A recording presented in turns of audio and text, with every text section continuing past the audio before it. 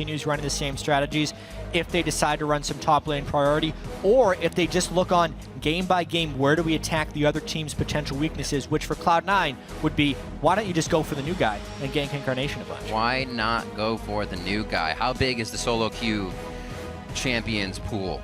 We'll have to see. Incarnation doesn't look to be getting hit too hard here, as one LeBlanc is banned by Cloud9 themselves, so Bjergsen can't get that. But focus on the Alistar and Sejuani here from Team Solomid. Yeah, Alistar is a pick that we'll be seeing more and more in competitive play. It was heavily picked and banned in the European LCS. So much of the early support game is about roaming right now, and Alistar is one of the best in doing so. Pretty swift picks and bans, nothing crazy fast. Both teams know what they do not want to be facing right now. Team Solomid, however, definitely taking their time with the voice of Loco Doco here just behind them on stage as they finish this one up. Yeah, it's always interesting to see how the picks and bans change after major international events like MSI. Even though Urgot was this incredibly high priority pick there, he's been less so in the new competitive seasons across China, Korea, and Europe. And now North America gets a chance here. Rumble, actually, the first pick. Same as it ever was for Ball. Same as it ever was. And that Ashe ban as well. You think about the changes that just happened to her and the synergy Sneaky and Lemon used to have with Ashe and X lane. So could be very big for them coming this season with those changes. The Rumble, however, gives Cloud9 a bit of objective focus already here. Yeah, and I really wonder what TSM's going to end up doing here with Alistar already being banned off the board. They may just look to try and take Thresh. Those might be the two major supports these guys are trading against each other. I also wonder if we're going to be seeing a Rek'Sai early pick, not from TSM. Maybe Cloud9 picks it up on this rotation. Could be. Allow Meteos to be a little bit more aggressive in that early portion of the jungle. Gragas is still up if Santorin wants it. We've also seen a little bit of Evelynn here and there, kind of making her way back into the scene as well. Yeah, here I actually wonder that the Urgot is a flex pick between the AD carry and mid lane, although Wildturtle hadn't played Urgot in competitive play, so when TSM picked it, it was typically a mid lane pick, but we've had a large offseason here where he would have had a chance to add that to his pool. A lot of damage coming out of C9 here with those Gragas, picks. of course. Gragas goes in. The Rek'Sai might just sway to the side of Team Solomid. Yep. Giving that to Santorin. The Thresh pickup here for Lustboy. Very good. He can definitely have an early aggressive game, get himself into some sticky situations, as well as get that Lantern in for Santorin to get himself into some scary situations if they're roaming together early.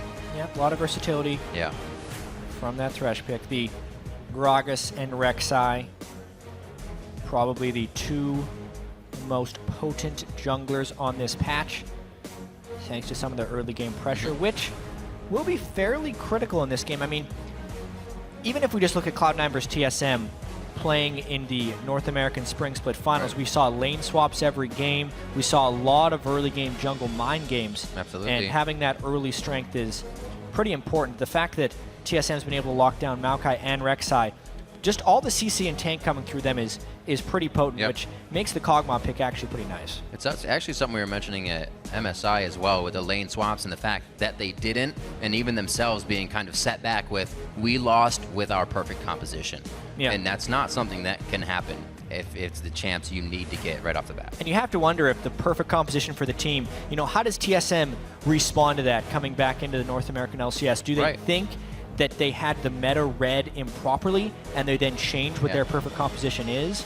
Or do they judge it just based off of execution? It's always that interesting back and forth, and you never know how a team is going to respond after devastating losses. It's also very clear that that's a Kog'Maw mid for Incarnation. Yep, Sivir Nautilus making it all the way down. I mean, there's a Thresh on the board already, but it was a Bard Hover, yes, indeed. Yeah, Sneaky and LemonNation getting two of their favorites, actually, in these pickups here, and as well for the team to either get out or get in to some crazy situations. We are looking for the round off here from Team Solomid. What will they try to counter with? Give themselves the upper hand in this composition. For the Twisted Fate, we've seen Bjergsen kind of stray to the wayside of his compositions. We saw the Cho'Gaths coming out at the end of the season there. Haven't really seen too much of that, however. Turtle put in a lot of Urgot practice after MSI, so he could successfully run it as a flex pick, which means now TSM could counter pick that mid lane if they want to. And speaking of which, all champions are enabled on this LCS patch. Viktor had been disabled due to a health bar bug for the largest portion of that last split. But he's healthy now. Now he's back. He's healthy indeed. Last time Bjergsen was playing this champion was IM Katowice, where he was crushing with it. We'll see how this goes now. I'm glad I get to get a Viktor game with you, Jatt. This is going to be fun. It's about time I get to cast Viktor. He's been one of my favorite champions for years. It'll work.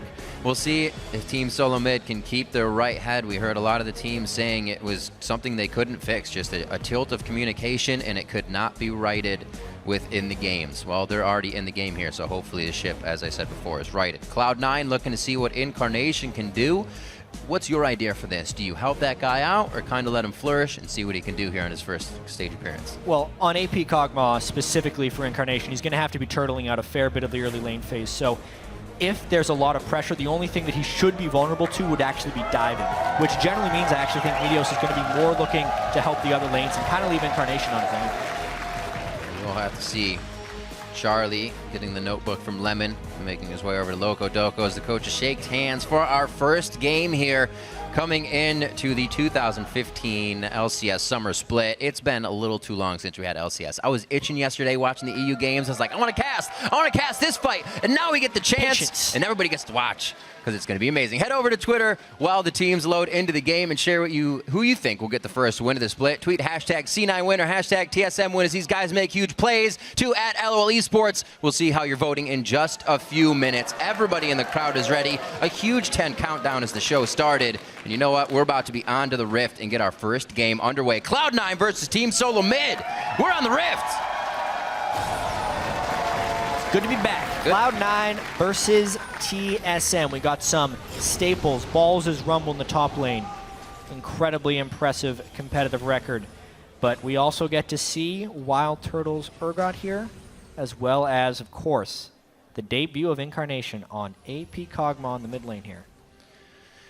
Credit to Turtle for learning that Urgot. Not a lot of AD carries like to play Urgot. They all have to, though. They all start to have to. And Bang's going to start doing it all the time. You got to be able to hit that on an international stage. Got to get your dance off. Make sure you're limber. Stretch the hammies. You don't want to pull anything. And everybody's getting ready to go in for the fight here. Interesting how both teams were actually posturing for a potential 5-man invade. These teams had been doing defensive line openings for a large part of the split, and now it's actually TSM who bullies their way in for wards. They actually end up winning this one fairly heavily, because what ends up happening when a team 5-mans at level 1 is they will invade for the wards, and oftentimes teams will fall back and then slip around the other side of the map to get deep wards of their own. But right now, TSM is the only team that was able to get 2 deep wards. So now TSM has knowledge of the blue side of Cloud9's jungle, but Cloud9 doesn't know a damn thing. Watching last night as well, I rewatched the finals, and something like this happened exactly where Meteos headed over, got a quick ward on the Raptors, so Dyrus couldn't do anything if they were really going to get the split, and he wanted to kind of sapling out the Raptors there. So a little bit of a change up as well for that 5v5 to be pushing C9 off the top side of the jungle. Nice by Team Solomid. We're going to start off with the doubles. It's going to be down at Gromp as well as up at the Krugs. Bjergsen with the one little Raptor to maybe surprise Incarnation to level 2. Interesting, actually. He got those because of the saplings. So he's at 6 now. He got all 3. He got the 4, yeah. Or the 3, sorry, thank you. I mentioned Fog of War. It was the sapling start from Maokai. One spell over from the mid laner gives him that. Heck yeah. Typical TSM, sacrificing Dyrus' farm a little bit for Bjergsen, but it's a pretty common tactic among Maokais. Interesting how Balls was actually prepping a double jungle with Meteos where he helped with red, but then he realized the lane swap wasn't going to happen, so he had to teleport up to the top lane right away. This will actually give Dyrus an advantage in that top lane. Push out quickly as well to Bjergsen. They make sure to put a mark on that mid lane immediately and try and make him at least blow a flash. Nothing though, as he's playing it safe for now, but you can see right off the bat, if you can get Incarnation just a little bit, they're going to try to, even if it was just a few CS or a bit of health. But so far, it's working in favor of Bjergsen still because of that knowledge. And now Dyrus moves in. Yeah, a lot of this is just based off the knowledge that was gained by TSM from the level 1. They had the deep wards, Cloud9 didn't. Therefore, Cloud9 had to guess where TSM was going to be, and they guessed a little bit wrong. So Balls was late to the top lane, which allowed an invade from Dyrus, which gives even more knowledge now to TSM, meaning they know where the Gragas is. and it allows TSM to play the rest of the game with knowledge of the jungle. And really well done by Dyrus. Still up in CS, even leaving the lane for that situation. So just timing everything perfectly. This is going to give Santorin time to work on whatever he wants. He's already down inside the Raptor camp on the side of Cloud9. Just getting some wards in. He wasn't able to pick up some resources just yet, but he does sneak right around Lemon there. I don't think he saw anything about it. Maybe he did. He's heading back down. Thinking about a counter gank here if it happens. Interesting sneak there by Meteos. He's waited long enough from when he was in his jungle that Dyrus would be playing overly passive to not do much, but the wave's in an interesting spot here. It'll be tricky if they wanted to gank Dyrus. Meteos, not his usual self here. He usually spends a larger portion of the early game just farming instead of doing a very slow through the top lane gank. That's going to set him back a little bit and maybe open up an opportunity for Santorin to pressure. Slowly waiting for one more step up, waiting for that wave to collapse in as well. They can't get the gravity field out in time. Incarnation flashes away. Got used to saying that name. And his flash will be down. Maybe a rinse and repeat here for Santorin. Yeah, I mean, we can talk about Viktor for a little bit here. Early on in the laning phase, he's not devastating, but Kog'Maw's early laning phase is also quite weak. Adding to the fact that Rek'Sai's early ganking needs to be respected, and the fact that Bjergsen has had knowledge of where Meteos has been the majority of the early game, kind of explains this large CS gap that is opening up, just based off the knowledge and the general matchup. Bjergsen playing it very well, and maybe Incarnation could have picked up 2 or 3 CS that he didn't time properly with his last hits, but outside of that, there's not much more he could have done. I saw a few of those Qs actually just missing some CS, and they died to the minions as well. Maybe some jitters. Definitely already getting more help from Meteos here, so on these side lanes to do what they can to keep the pressure onto TSM, coming from Cloud9, I should say. They can't afford to fall behind with what's happening here in mid. Yeah, Bjergsen, wow. 47-19 after he's able to shove that up. Plus, Bjergsen gets to back with an ideal amount of gold for Viktor. Viktor generally wants to back with 1,000 gold, or in this case, 1,350 gold. So not only can he upgrade his Hex Core for his E, which will now shove in Kog'Maw even faster, the upgraded death rate, he also picks up boots, which are another very critical thing for Viktor. The way his trading works, if you want to get the Q auto attack harassing, you need to be faster than your opponent. Since Incarnation couldn't farm up and get tier boots, instead just a tier, Bjergsen now has a move speed advantage on him as well, which just adds to how much pressure Bjergsen can put out as Viktor mid here. See where Santorin decides to go. Looks like Bjergsen should have a hold on this, so we may get a little more effort to the side lanes from Santorin. Everything seems safe, though. Charging up the tiers, Wildturtle in the bot lane. It seems like they have come into this one with a straight head on their shoulders, and everything is at par right now. Ball's in the top lane, 44-45. He didn't really have a CS deficit, but he has completely evened out the few he was behind. Neither of those guys have backed just yet, so if a teleport were to come into play, they're only going out with these first items that they purchased. A little aggression for the Scuttle Crab, but I think that's all we're going to get out of this. Yeah, I think you are correct. A lot of river control here by TSM. If you look, they control both Scuttle Crabs as well as having some wards in the river. And it's only ended up costing Santorin about 3 CS against Meteos. It's been a very solid early game by TSM, and honestly, just a very well-played laning phase by Bjergsen. It's one thing to talk about someone's general mechanics in the mid lane. Oh, they land a lot of skill shots, oh, they get solo kills. But one thing about Bjergsen is, not only does he know how to zone people off CS, the CS that he can actually get, he almost never makes a mistake with a last hit timing. Getting pretty much everyone. You say that's, as he misses one. You say that's easy, but honestly, even pro players like Incarnation miss several throughout the course of an early game because you're trying to keep everything else on track. Jungle timings, ward timings, harass windows, but Bjergsen seems to manage it all most of the time. The thing is, it escalates even more is when you miss the earliest waves that give you 2, give you 3, and have allowed Bjergsen to push Incarnation out of lane. Now that he misses a few, it's still going to hurt, but he wishes he did not miss those early ones right now. Not looking good for him. He did go back and get the tier, still has Ghost up for a bit of safety here.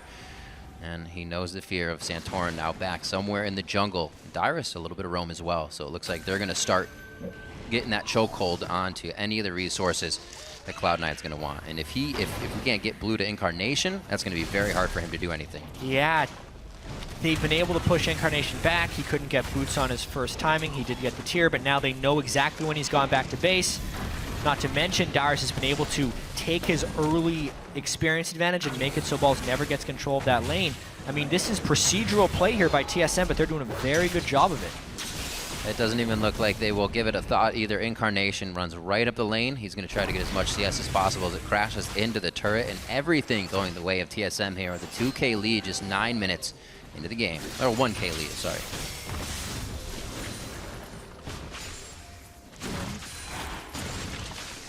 Always wondering how Cloud9 will play with the roster change. No eye here to try and help him out. Santorin, big time gank coming down on the balls. Who's pushed up? Got him. They're going to just be able to sit on the equalizer here. And good flash out as he makes sure he gets all the crowd control out of Dyrus. Balls stays alive. I don't know if we're going to be able to get anything from Meteos out of the bottom here, but it would help a lot for C9. Another gank through the lane there for Meteos. They don't even have brush control for this gank, so a sweeper on LemonNation, but he hasn't swept that brush. I think it might just be a brute force type thing here. Getting out of there. That's a lot of people. Cancel TP. Yep. Interesting. It would have been a Rumble teleporting in without an ultimate. But knowing TSM had no teleport support, this could be a tower for Cloud9 if they want it. Smart play overall, actually. It looks like Balls may actually get to the top lane and stop Dyrus from doing too much damage to this as well. Dragon's up. But with that teleport stop, I don't know if C9 feel they have the majority to take this bottom half of the map. Incarnation is just set so far back by that laser, and now not having blue, he keeps eating that damage. Still about 40 CS behind. Bjergsen. I really like what Bjergsen's done with his Viktor build. He's gone for the second upgrade of the Hex Core, so he's augmented his Q as well. And what that does is it gives you a quick move speed burst every time you Q. The thing with that is Q's a two-part spell on Viktor, so it does a small amount of damage, but then it then powers his next auto attack. So what Bjergsen is doing is he's using the Q for the move speed, then walking into auto attack range, getting the empowered auto. And the extra thing is with Viktor's Death Ray, it's an instant cast from the point of origin. So when he gets close enough to be in auto attack range, it's an undodgeable Death Ray, which will always hit Incarnation. So it's this incredibly reliable, high potency harass that he is pushing Incarnation out of lane with. And he's now 50 CS up onto Incarnation this early into the game. That is absurd. Not getting any easier. Definitely using his veteran status here on the stage to work past any jitters that Incarnation could be having. Yeah, this is what happens when you're really far ahead of your lane opponent as Viktor, and why move speed can be so important, because it's those guaranteed death rays and the incredible amount of damage that puts out. All teams are definitely taking note of this, because you can see Santorin also dismantling Meteos' jungle, which this mid lane pressure is now hurting Meteos because he's having to cover things, and it's kind of falling apart here. Cloud9 has moved the bottom lane up to the top here, and they're going to try to start dropping some turrets after they got the bottom one. Doesn't look like it's going to go down too fast with the TSM protection. Knowing that High was kind of the core shot caller for these guys, LemonNation definitely having a voice in there as well. Right. High would be very calm and vocal during fights. Yeah. Maybe Incarnation could still kind of bring that to the team. Meteos said don't expect too much out of Cloud9 at the start. If we look back to last split as well, Cloud9 was actually one of the most passive teams pre-15 minutes as far as kills and deaths. So typically they would kind of farm out the early game, and then they excelled in the mid to late game. Right. This is actually only a 700 gold deficit, which, considering the 50 CS difference in that mid lane, isn't that bad. If they can keep their turrets generally alive, they could still have a nice mid-game power spike here. But it will depend on that shot call. Yeah.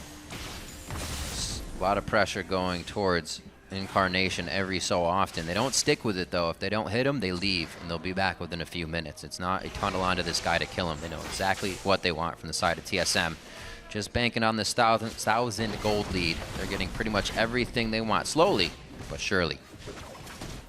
Should be a trade here. So 2 turrets now for Cloud9. Hopefully some deeper wards can be placed to stop anything from coming out. Get Santorin's location. Still taking Meteos' jungle, though, so I guess deep wards aren't really helping because they need him defensively right now. And Incarnation is just so far behind on his item timings. Normally you need tier and then Ludens onto Kog'Maw before you even get there. He's still 500 gold away from his needlessly large rod, which is really far behind. Although Dyrus is pushed up with no turret. Bad place to be. Cast on the hunt. Doesn't look like he's going to get any help up here. He should go down eventually. The rest of the team is working on dragging towards the bot lane. And Dyrus is going to go down for the better, you could say. Somewhat. If Meteos is going to be up there, though, that's just not a place that Dyrus needed to be. It's true. Not necessarily respecting the move speed buff from Sivir and the chase potential of Gragas. But of course, the team was getting dragons, so at least they win something out of it. All right, so first blood goes down. TSM also grabs himself a turret in the bottom lane previously. Jeez. Once you get that death ray maxed up on Viktor, you just don't miss CS. You throw one death ray down the line and you clear it, which gives him a lot of roaming potential as well. Knowing blue buff shall be up shortly. Yep. They're going for that one again. Let's see now whether TSM can lend the proper support here. We could be in for our first big fight over this blue buff because Kog'Maw needs it to continue to farm. That's another reason that this has fallen so far behind for Incarnation, because he can't farm from close range. He runs trying to spam his ultimate for farm. He's already half mana here. Conceding. They can't help. He's not coming out of the mid lane. Balls is still standing in the bottom, trying to get a hard push on down there. And TSM can just rotate to the top here. Bjergsen's obviously going to protect mid, but they may get a fight up there that they want. Santorin using that tunnel placed quite a bit ago. That's the one he actually just ulted to. We saw that happen in Balls' first gank. So Cloud9's not really even in their own jungle to clear out these wards, to clear out these tunnels that are being created. They're not really getting the fundamentals out. Yeah. It's making it easier for TSM to make all of these moves. Right now, again, brute forcing them off a turret. Cloud9 has had to find these when TSM is away and doing other things. And wherever Viktor moves is where Cloud9 has to move away. Yeah. Because of how strong Bjergsen is right now with that 161 CS, less than 16 minutes into the game. More than 10 CS per minute at the moment. So it's a rotational game right now for Cloud9. They do not want to fight TSM, and it's on TSM to force the right objective moves and not get themselves out of position, because team comp-wise, there's actually some really good mobility on the Cloud9 side. The Nautilus Sivir combo, as far as catching people out, is very strong, not to mention the Gragas initiation, so it's feasible for Cloud9 to get picks. They just have to not be outnumbered when they do so. I can't recall. Does Viktor Ultimate stay alive when you die? Yes, but it will not follow the target. Okay, right. So it stays still. You no longer can control where it goes, but it'll definitely persist. Because I'm thinking if they bounce Bjergsen in, he could die fast to this composition. But if he gets his ult out as well, that could be a severely big error, or a severely big error. So we'll have to see. Definitely an option to get the fight in there. They have to get a good flank on. Some forward wards placed by Cloud9, or at least catch TSM when they feel confident enough to go back in for blue, go back in for something that's not theirs. But right now, that's difficult because everything seems to be theirs in this game. Just 16 minutes in, coming out very strong for the first game of the summer split. And it seems like, well, they may have righted their wrongs to MSI. That was still international, so that will loom. So we get to see them play that style of game again. Well, they haven't fallen behind in the early game, but they also haven't made too many aggressive moves. That's also because Cloud9 has been conceding a lot of things early on in the game here, and they still have to be wary of when Incarnation eventually finishes his Luden's Echo, which already 17 minutes into the game with this tier is very slow. 410. As far as Luden's Echo timings go, it's a 1,400 gold deficit he faces to Bjergsen in that mid lane. That's almost the whole gold deficit for the game. Yeah. It's just based off the mid laners right now. But he finally finishes Luden's. Well, there's one good thing that can come of this is he will now know that Bjergsen is going to come at him hard in the mid lane. He did not give up one bit. He definitely took it to Incarnation as he would any other. And Incarnation did not know what was going to happen. Even with the pressure of Meteos in the beginning, Bjergsen said, oh, there's Meteos. Let me pressure even more now. Yeah, just so far a good plan here by TSM. Nice little 5-man invade. They catch Cloud9 also sitting with 5. They're able to get deep wards at the start of the game. TSM then tracks Meteos very well through the early game. Bjergsen gets his first item timing when Incarnation does not. He uses that to bully the lane. The rest of the matchups have been going fairly well for TSM. The roaming hasn't provided any kills really for either support, but the carries themselves are farming up fairly well. Yep. Only one death for Dyrus in the top lane, and that's all they could find. I mean, that's what teams try to find. In the end, that was only the first kill that really Cloud9 could get out of it. And Dyrus set those reasons really because he doesn't communicate to the team much. The waves pushing, like you said, the jungler's top, I don't need to be here kind of thing. So we may not see that happen again for them. We also saw both of these teams go through last season with many games where they had a lot of very low kills by the end of the game. Especially when Cloud9 would win games. They'd win games like 9 kills to 1. It's when they started losing that they started doing crazy things. Yep. The unfortunate thing about this game is they are losing, but they're not really trying to take risks to get back into the game. They're probably just waiting for Incarnation to hit some better item timings and actually land poke before an objective, but he's just been so far pushed out that he's been unable to do so. The Ludens is there. Still, though, the mana just drops as soon as he starts to throw it out. Because he can't get his own blue buff. Yeah, using the consumables right away. Just tickling him right now. Dyrus been able to get a lot of MR. It's another thing. Cloud9's put a lot of AP into this one team, which is allowing TSM to put some pretty heavy magic resist on their members early. Bjergsen with the Abyssal Scepter. Great buy in this situation since it's Rumble, Gragas, and Kog'Maw. So much aggression. Hooks coming out, the lasers, Dyrus walking in as well. TSM wants this fight, whereas Cloud9 is kind of saying, we can only take this if they make a mistake. And they're already backing off wholly from this, knowing they don't have the wards, except for one right there on Wildturtle. Slowly moving back in. LemonNation looks like he's going to be the meat wall in this one. Sneaky's still holding the ultimate. Yeah, TSM will take a fight if Cloud9 engages, but don't expect TSM to go crazy here. Nope, there's Dragon. They also have crab control. It might be difficult to fight in even with on the hunt, and they make it out alive. Doesn't look like there's going to be much of a fight anywhere for that one. Another Dragon over to TSM, and Cloud9 hadn't even been pushing middle, something we may have seen previously, that they kind of take control of something, move TSM off it, but they're a little late to that. Yeah, kind of in between decisions that they need to make. Right. Whether it would be hard pushing mid lane or going down for the Dragon. They're just giving this TSM team a lot of respect, but kind of sticking in the game, right? They're not falling too far behind. The Dragons are starting to stack up. Baron will become a threat, but they've only lost their outer turrets, so they haven't had that back-breaking moment yet. They're just getting kind of scratched out right now. Watch this. Near impossible to push this guy in. Oh, if they get enough poke down. See, that was hit. Incarnation did get a blue buff for the first time this game, and let's watch this Ludens poke. They're just going to set up camp outside here since they know there's some TSM people that have to go back. There it is. And they're going to delay the backs until they can get that mid lane turret. Especially coming up, he just hit level 12, so that range gets very big. Even his first level, he's like, this doesn't feel long enough. Level 2 and level 3, they both feel really good, and they're already starting to use it. Incarnation moving up with the tank line of LemonNation and Meteos with him. Looks like Meteos is still going to stay in the jungle, make sure they can get their wards pushed forward, and the first time they're really starting to put their foot down here. They did catch TSM after that Dragon, but we'll see if C9 can follow up with this and keep it going. Yeah, all you need on an AP Kog'Maw, Ludens and a blue buff. Plus tier. You did it. So much base damage. Stayed alive in lane. It was rough. 231 to 171 there.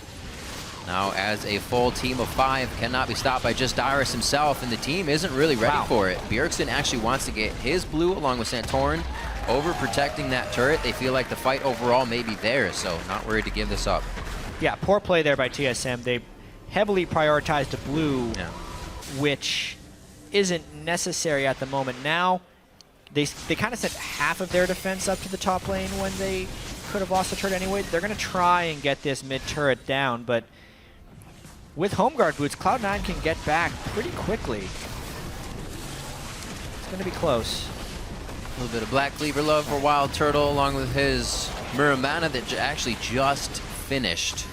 And that is 586 on Incarnation, so you can kind of see the difference between their tiers stacking. Yeah, so by the way, Black Cleaver and Muramana are insane on Urgot. Not only does Urgot's Noxian Corrosive Charge, the thing that locks on his Acid Hunters, give you Armor Shred, it also ticks physical damage very frequently, so basically he lands E on someone, and once his E is max, it's going to shred 50% of the opponent's armor for one spell, because that's the way Black Cleaver and the E will tick. You might as well just get naked. is going to help him out real heavily in these team fights. We'll see.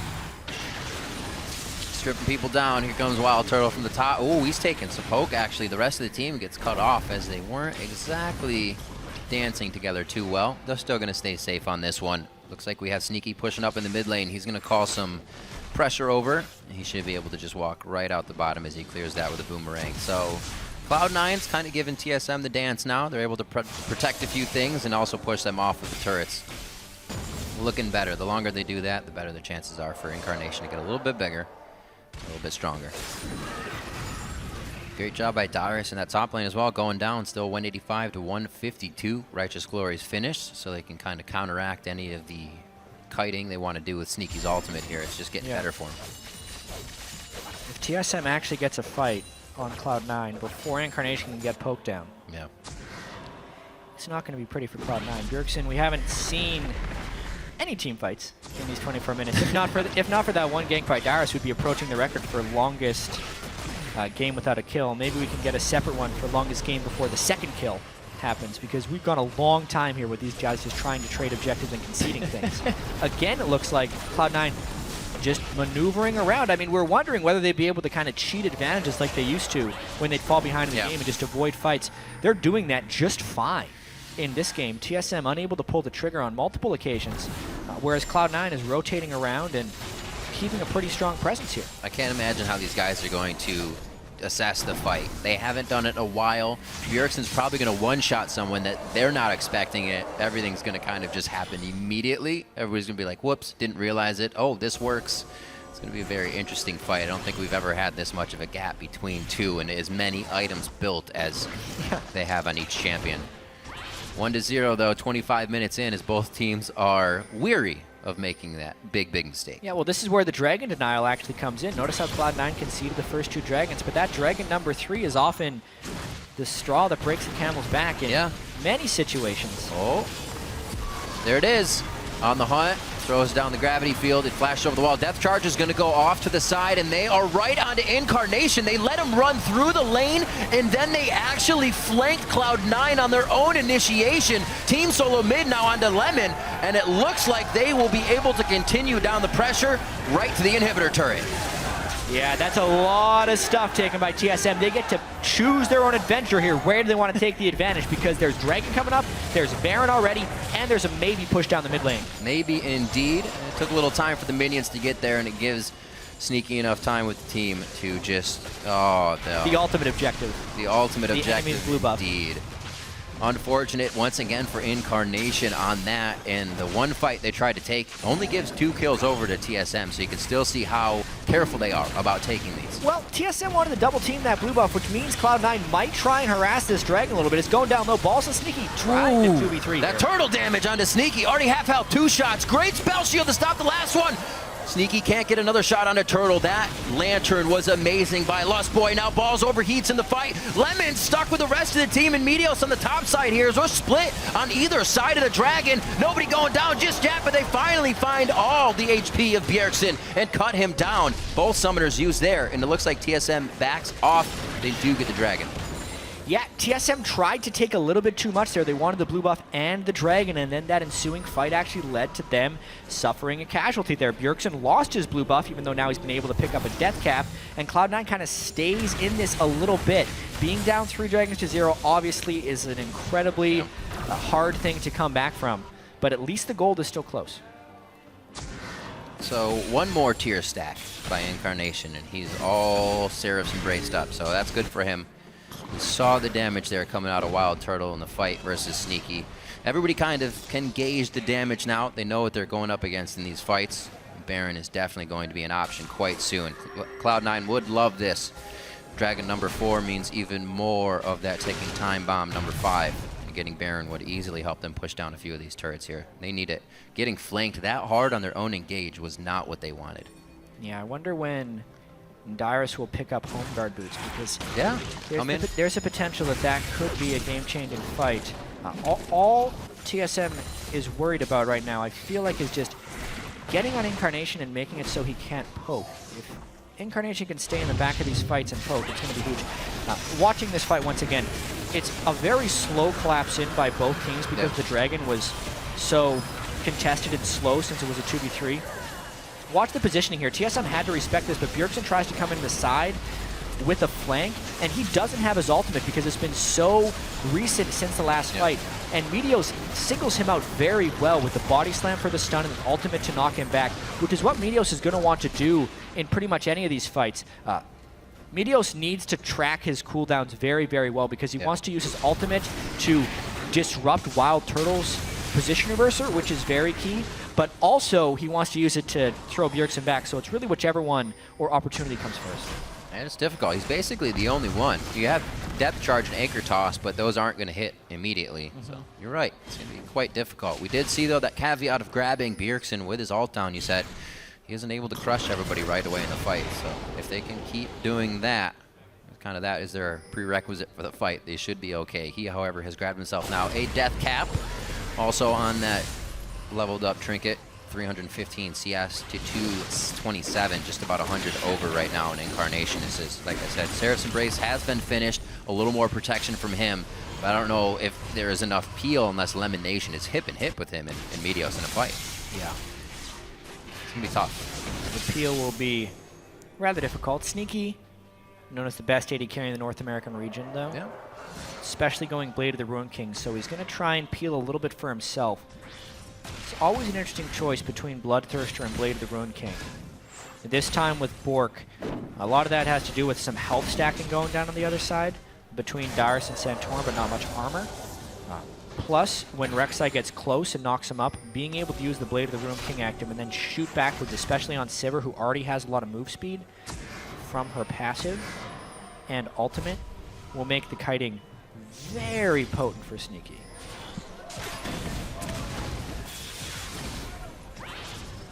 3%, 47, a very, very close vote between all of the fans out there, and a very close game indeed. There is quite a difference between the mid lane, but Cloud9 is keeping themselves in this one, holding on to the last few rungs of the ladder. It's looking shaky though.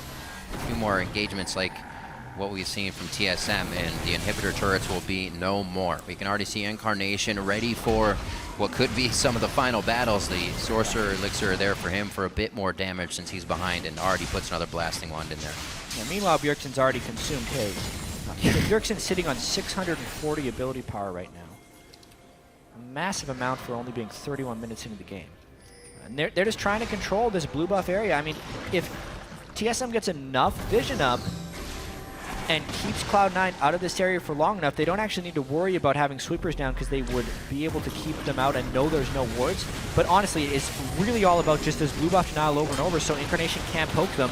Oh, he got it! Did he? Caustic Spittle for the win. Whoa, that is such a huge potential swing. With the blue buff onto Kog'Maw, it means TSM can't safely go in for this Baron because the poke can persist from Incarnation's Cog. What a game-changing steal there. Big. Now they have even more wave clear as well, so coming up to the turrets for TSM gets that much harder, that much easier for Cloud9. 40 on Dragon, a pivotal time here to get that blue buff, and you can see Incarnation. He's not spitting out loogies willy-nilly. He's still got a full mana bar, and he is waiting for the fight to commence. Slowly but surely, the teams now are warding each other out here. Meteos actually gets popped, so he's forced to use the Raptor. And it looks like they are going to be setting up 20 seconds before I think we get our first real fight here in this game. Both teams are going to have to take it. Number 4 is too big for TSM. I'm a little confused by Wildturtle's build, but that's not relevant right now. They're going in. Nice catch on a Bjergsen. That was Bjergsen and Turtle actually hit by that, or Lustboy rather. They start to back off of this one. They should be okay. Sivir ultimate's used on that one. They're just saying the Righteous Glory would bring them back in range and kind of negate that distance, but everybody had a little too much yardage on each other, and now back down towards the Dragon. They remember the objective at hand. And it looks like still, now that's actually, pretty huge. I should say Equalizer down, as well as Sivir ultimate. 3 ultimates down for Cloud9. No ultimates down for TSM, although Bjergsen is sitting at half health without heal. Tries to zone there. This could be Dragon 4. It is. Dragon TSM should fight. 4, that puts the timer on. C9 has to do something big before 5 comes up. That's 6 more minutes, and so far 1 kill onto Dyrus is going to help that cause. Looking at Turtle now. Lustboy puts up the box. That's going to stop the rest of the team from clearing through. It's the flash body slam on a Turtle. Balls picks up the kill. Anchor toss just just missing Lustboy, but there should be enough to take him down. And that's Incarnation with the living artillery, picking himself up one. 5-3 now. Cloud9 on the board with a few more kills. Such a strange fight right there. Cloud9 was down 3 major teamfight ultimates, and TSM had all of theirs, yet they decide to split after the Dragon fight, not commit for anything powerful, and just let Cloud9 kind of just mob through them. Yeah. Even though I think TSM would have won that teamfight, TSM got 4 Dragons, but at what cost is the real question. This Baron's going to go down. Eat it alive. One good thing about having a Kog'Maw as well, that Blade of the Rune King only to boot and chunk down that beast. Baron goes over to Cloud9 after being on the back foot practically all game. 34 minutes in, they finally may be able to put their foot down and push some waves. Let's check this out again. Yeah, I mean, watching this, yes, Bjergsen's a little bit low, so he ends up giving a lot of respect, and he's probably making the call to fall back because he himself is a little bit low. Dyrus had other ideas because he goes all the way in. The Caustic Spittle ends up zoning them out, and at this point, TSM scatters.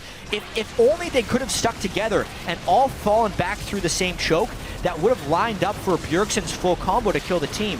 But TSM splits up. Cloud9 stays together, and they also avoid Bjergsen, kind of the two things that need to happen for them to win a fight. But with 3 ultimates down, it's remarkable that they could win that fight. Remarkable indeed. That blue buff Incarnation got back as TSM was stealing it, wore off just as they got to Baron, so it was perfect for that Dragon fight, and it really did become one of the bigger plays that Cloud9 has had throughout this game. See what they can do here at their first set of inhibitor turrets. TSM really hasn't reached this point yet. They had a few good fights and then were staved off. Cloud9 here a bit closer now with a chance to keep going as the ultimates that all 3 that they used are back up now. Yeah, and the Baron buff. TSM with people back in base, although the tower sieging from these 2 teams is not that great. Yeah, Sivir and Urgot are the AD carries trying to get it from both sides, and this is a brute force teleport engage. Dyrus coming in from the backside there, did not see that, but Cloud9 forced to use the Sivir ult to put themselves back in the fight. There's 2 for Incarnation, looking for a 3rd one, actually puts more damage on the Turtle, so he cannot stay in the fight. Bjergsen with a sliver of health gets out of this one, and it looks like they are going to have control of the inhibitor. And with the Baron buff, this could be Cloud9 winning the game if they play their cards right. Bjergsen did not go down, so maybe he can hold them off. Cloud9 is going to take a whole bunch of advantages off this fight. Bjergsen does not have home guards right now, which allows them to get the inhibitor, but they don't feel safe enough to stay against the all-powerful Viktor right now. Maybe enough for a top lane turret if they don't have to enter the base. They're going to have to be careful. That damage onto Incarnation makes them think twice. They lose a bit of auto-attack damage onto the turret, and they may not have enough to clean this one up. LemonNation gets taken down by the Afterburst. You can see these powered-up mid laners at this point in the game. Even though Bjergsen is out-farmed Incarnation by 100, the fact that the late-game Kog'Maw with level 16, just an unreal range on living artillery. It's basically the whole screen. I think it's about 2100 at the max rank. Plus the Ludens proc and all the magic pen he's put through. I mean, Incarnation is hitting like a truck right now. He is only going to get stronger. Just watching this fight, TSM, I don't think Cloud9 is going to be able to siege that turret, but TSM decides to go in anyway with Bjergsen really far behind. The equalizer ends up zoning him. Look at how much had happened in that fight before Bjergsen is even involved. Dyrus was completely killed. Cloud9 is the one with the better team fighting play right here. They just brute force their way into that turret. Balzonia's is the aggro away to stay alive, and Bjergsen has to respect the Kog'Maw living artillery because he was late to the fight, and by the time he arrived, it was over. 3, 1, and 4 now. Something I really like about Incarnation's play already is that he kept a steady head. He wasn't trying to go for the blues when they were stolen. Looks like they could actually pick up Dyrus once more. Lustboy there to save him by the skin of his teeth. Very nicely done. But as I was saying, Incarnation wasn't trying to be scared and get his blues back and then die for getting his blue. When his blue was being taken, he went to mid lane and he just farmed. And he got what he needed to, knowing that that would be the safest thing to get him to a point where he could do this. And we always wonder where Cloud9's strengths come in. Their last split, they were not that crazy early game team, but it was their mid game rotations and late game team fighting. All those things are kind of showing true right here. Is this high in disguise? You lose his laning phase and then he makes good calls and plays for the rest of the team throughout team fights. This Incarnation guy has been playing these team fights great as Kog'Maw. Now they have the wave clear, and this game's about to come to a head here at the 5th Dragon. if Cloud9 doesn't get this one, it's hard-pressed to come back after 5. It's really hard to come back from 4-0. The only time I can remember it happening last year is when COG actually had 4 dragons on TSM. Yeah. And then they won some fights around the 5th dragon time.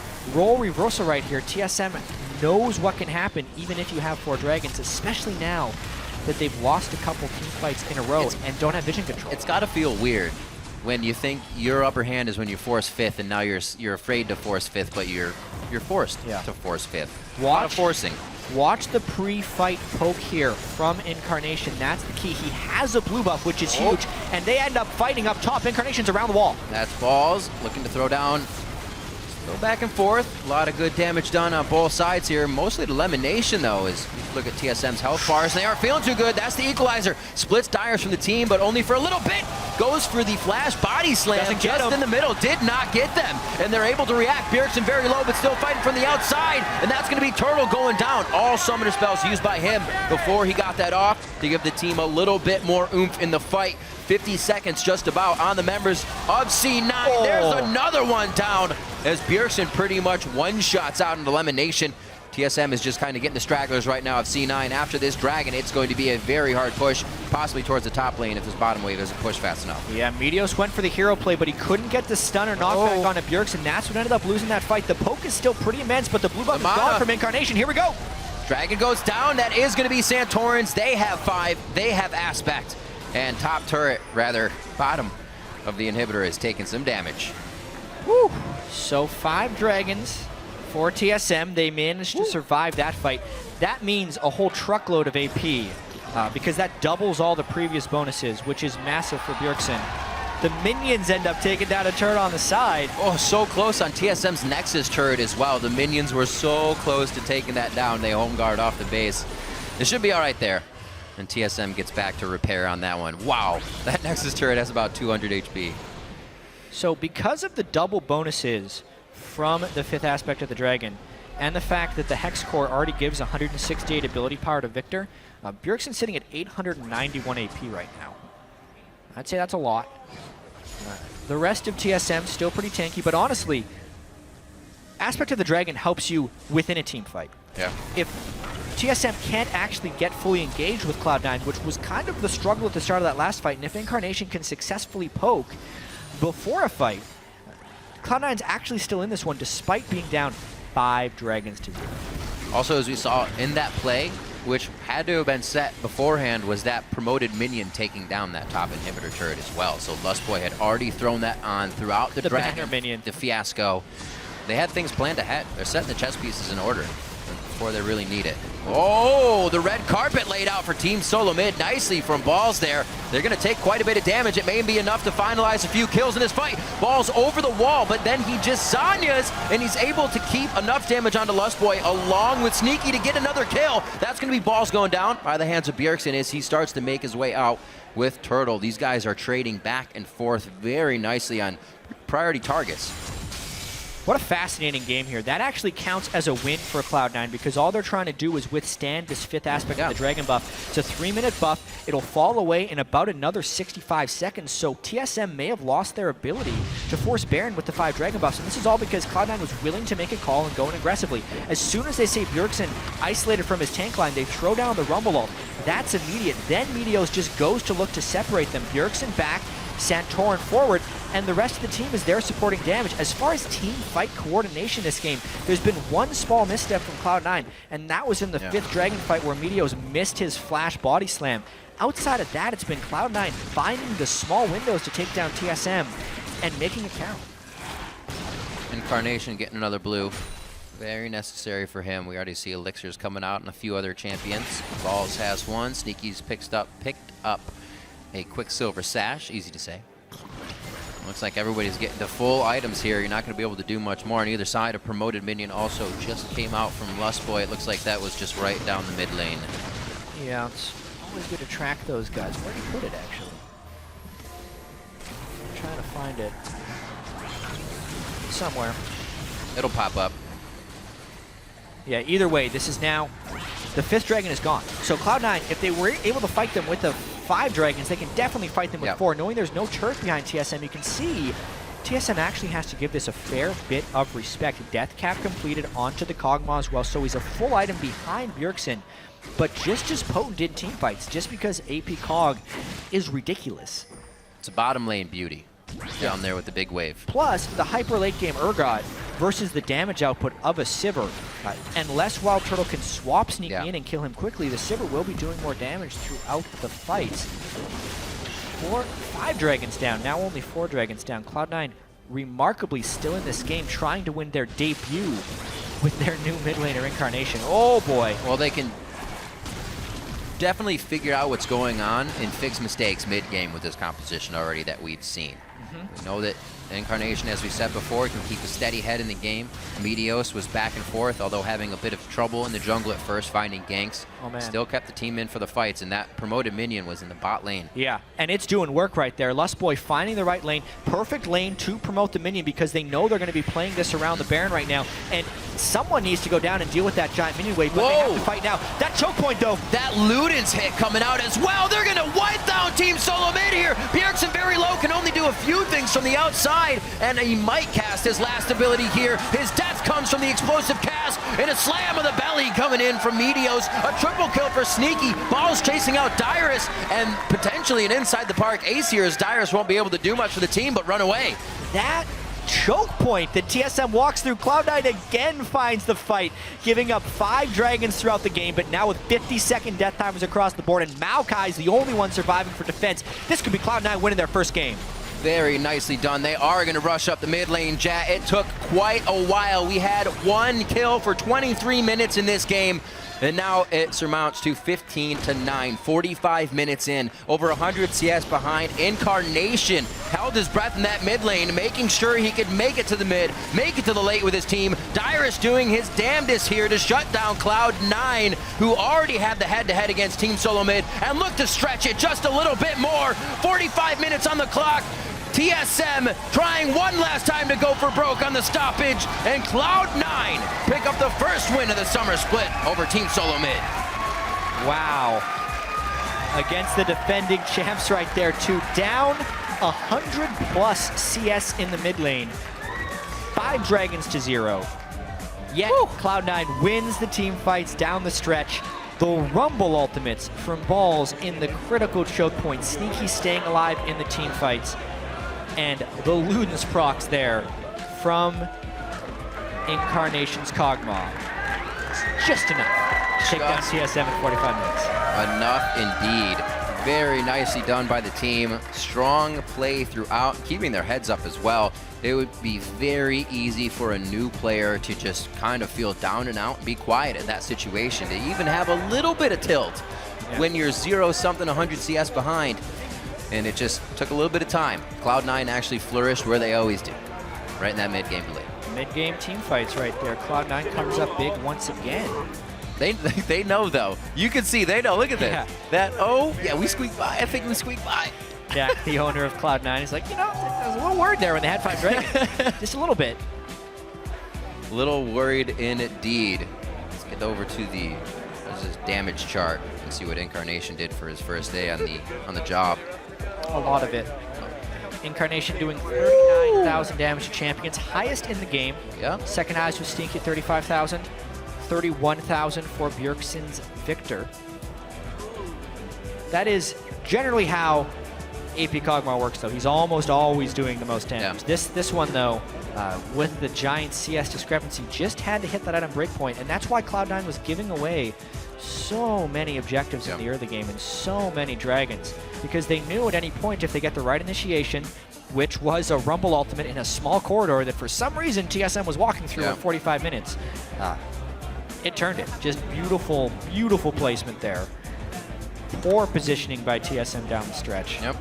And this is definitely not everything's fixed, Incarnation is great for Cloud9. Not at all. Because there's plenty of learnings to being taken from this game. From both teams as well. For Cloud9, why early? For TSM, why late? Is pretty much what needs to be fixed out of that game. And it's changed. It's not something that plagues them all the time, but they definitely need to pull one for Cloud9 in the early game and TSM in the late. Because when you see what Cloud9 did there, they just held it and they said, well, let's figure out why we're getting beat. How are they beating us with this composition? And they didn't even let really one of their inhibitor turrets fall before they were able to figure it out and start pushing back. Yeah, there are definitely things that Cloud9 shouldn't have done in that game, which led to their deficit, Right. and there's definitely things that TSM should have done to not lose that deficit.